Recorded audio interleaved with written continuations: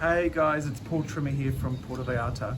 Today's video is about buying land in PV and building. Now, I often get inquiries of expats, getting the idea or dreaming about building their sort of beautiful hacienda house here in PV and kind of going through that journey.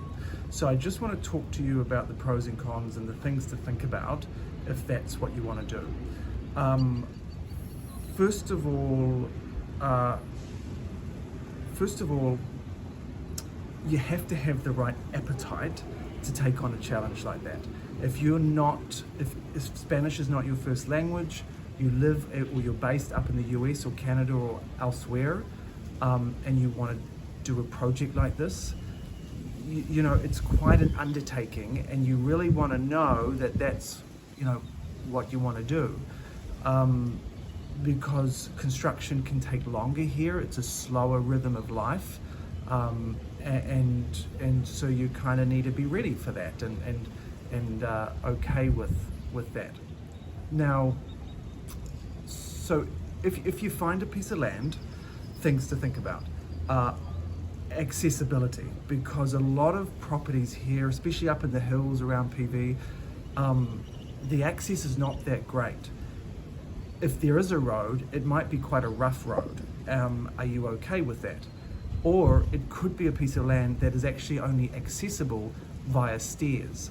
So it may be really cheap, may be really attractive, it may even have great ocean views, but are you willing to walk up those stairs for the next 20 years every time you come home from the restaurants or the supermarket?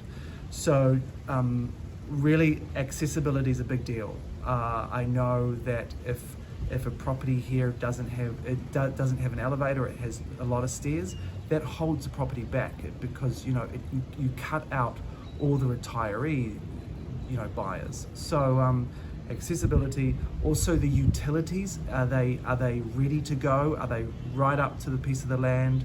That's internet, water, electricity, sewage, things like that. So where are they at with things? Because if your land is in the middle of nowhere and none of those things are easily accessible, it can become a nightmare. So you want to know that. Don't get just caught up in the dream of a cheap piece of land. You want to know where you're at with those things. So what I've noticed, what works well for people who are taking on a project like this, is you want to, especially if Spanish is not your first language, you want to get an architect, a bilingual speaking architect, who has a construction team that he can delegate to the project to. But you want to be able to say your ideas in English to an architect, so hopefully it's a higher chance of getting your dream come to life, and then he will work with his team to make it happen. So you really want to be looking for an architect who has a great track record, is used to working with expats, and then has his own team that can go ahead and do it.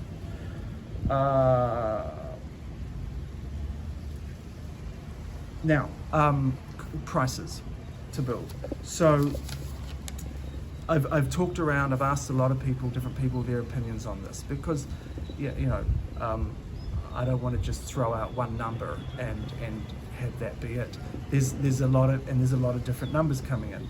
Also with really high inflation at the moment, prices have gone up. But I'll just give you some sort of guides for, if we're talking in square meters of construction, it's around 20,000 pesos to 30,000 pesos per square meter,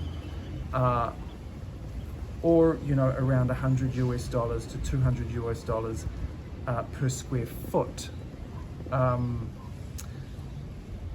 Yeah, now it's all over the place. The numbers are all over the place, mainly because the level of finishings. Is it just cinder block and basic windows, or are you going high end?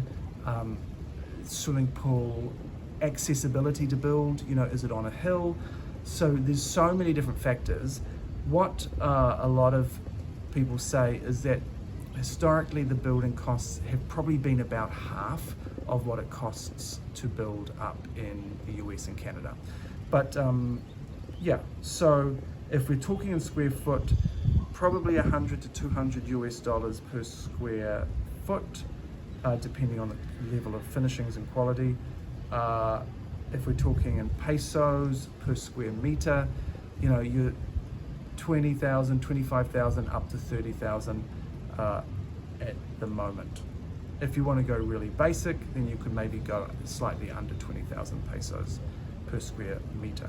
Anyway, I hope that helps. So look, if this is your dream, you just want to make sure when you're choosing to do this that you're really grounded, really thought it through, really have the right team around you, because you don't want to buy a piece of land because it's so cheap or it's got a beautiful view or something, and then realize there's a lot of hurdles between that point and getting your dream home there. You want to be able to handle it, you know, and enjoy the process, because you don't want to kind of get through halfway through the construction and then you kind of give up. At that point, the land would be very hard to sell on. So anyway, those are some things to think about. I hope that helps. If you are interested in building, please get in contact. I have some good options of architects out there.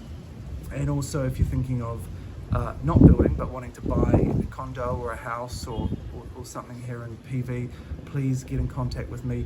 Also, go to my website, join up to my newsletter that has all the latest listings and developments and lots of educational videos on how to safely buy real estate here in PV.